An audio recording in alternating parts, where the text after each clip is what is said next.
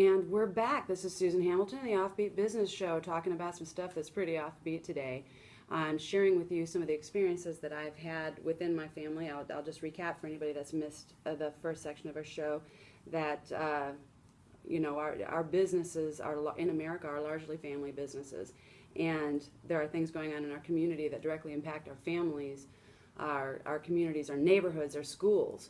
That we just really need to be talking about. And if we're not talking about them, we are allowing a handful of people in this world to make all the decisions for us, and we are unprepared and ill-equipped to be a part of progress, to be a part of the solution.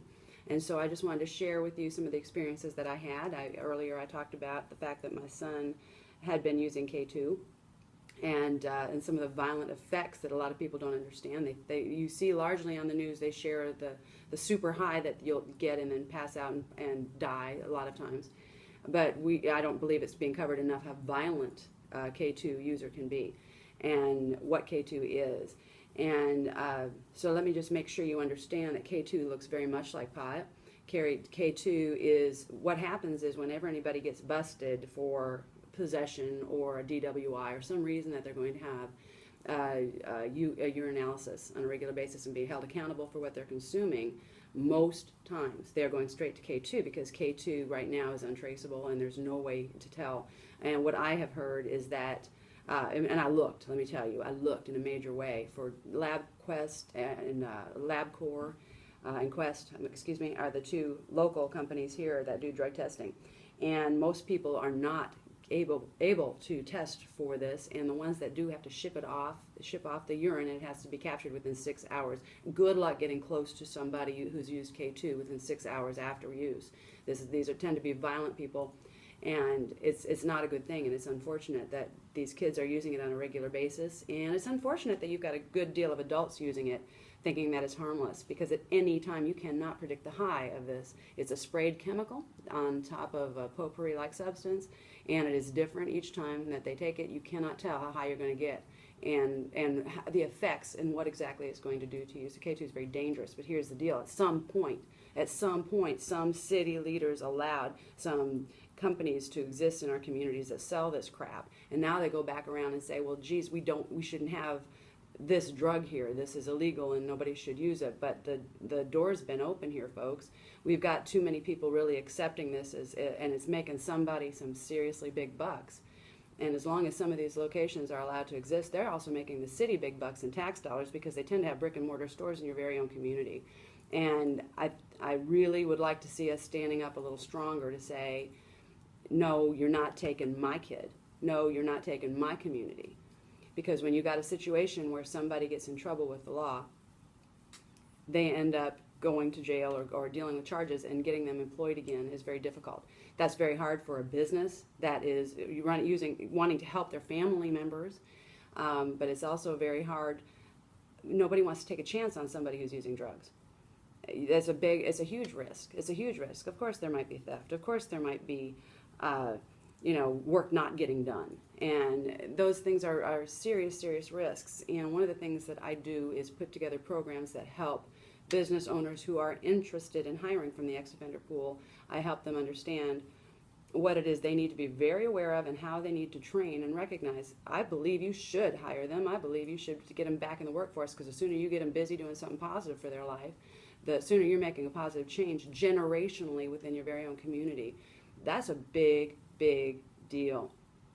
When my son was incarcerated, I realized I needed to see what was going on. I started working with Texas Hope Literacy, and I started going in under their program. I started going in under Bill Glass and having the right to go into the Texas Department of Criminal Justice as a volunteer and to work with these programs and to see what really happened. One thing Texas Hope Literacy does that I want you to know about is it teaches these inmates how to work effectively as a community.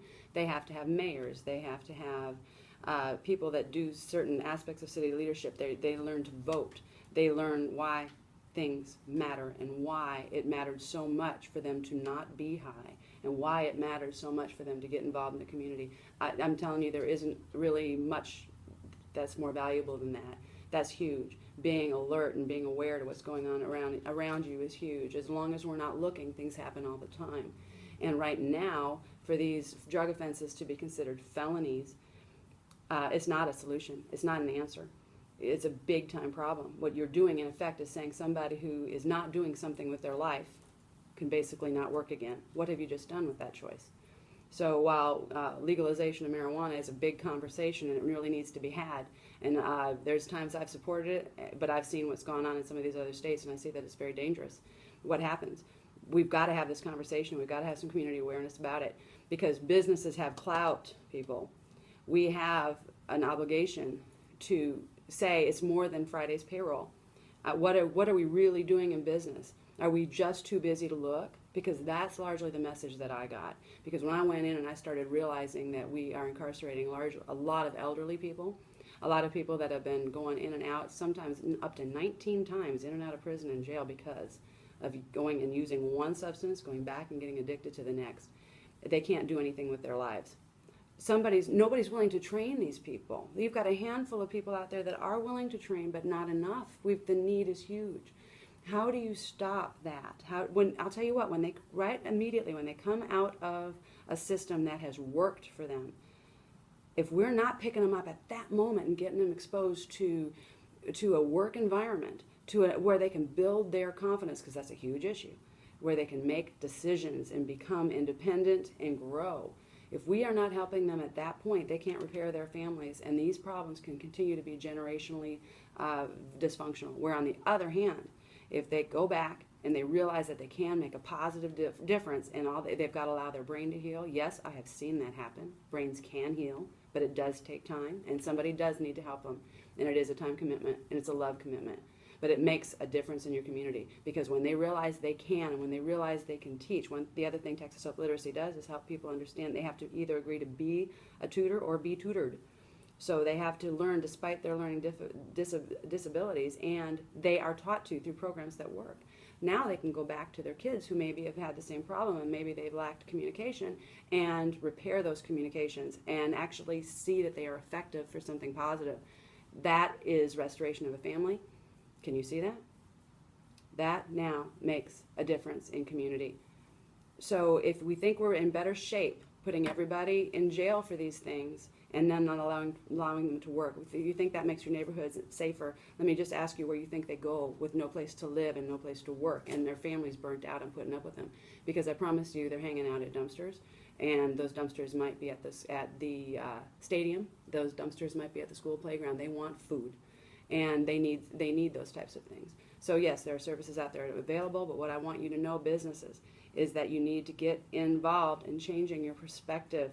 Get exposed to education that helps you understand what does it mean to hire from the ex-offender pool, and realize that this nightmare that it can seem to be, it really, really isn't, and you can affect positive change in your very own community with what you're willing to look at and what you're willing to change your perspective about.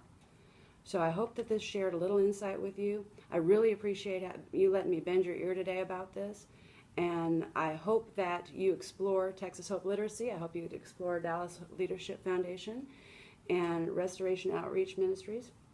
There's a lot going on out there that does make a difference. This is Susan Hamilton, and this has been the Offbeat Business Show. Please look us up and find past replays of our show and this show at offbeatbusiness.com. And you can find me at leapingwalls.com. I'm really looking forward to talking with you again.